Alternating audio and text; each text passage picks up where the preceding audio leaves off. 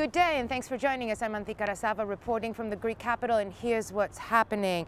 Investigators are scrambling to hunt down at least 2 gunmen suspected to have opened fire on the German ambassador's private residence. Berlin has billed the attack both inexcusable and inexplicable, something that has set also the authorities here to a massive diplomatic and investigative scramble.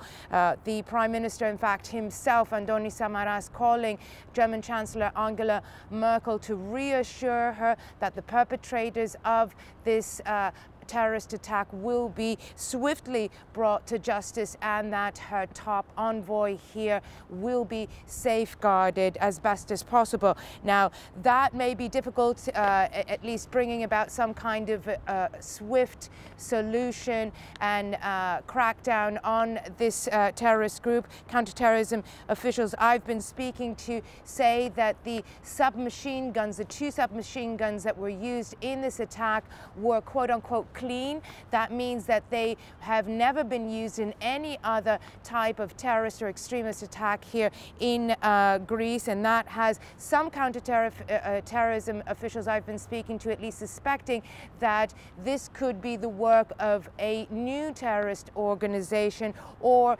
a grouping of some smaller terrorist organizations into a bigger one. What is certain, however, is that the hit was identical to the attack that was waged against the same residence, against the same target 15 years ago. That was waged by a deadly group November 17, now disbanded and broken up. So that has authorities believing that fringe accomplices or fresh recruits at that time of the hit were actually and who evaded arrest and prosecution as they rounded up the foot soldiers of November 17 later on.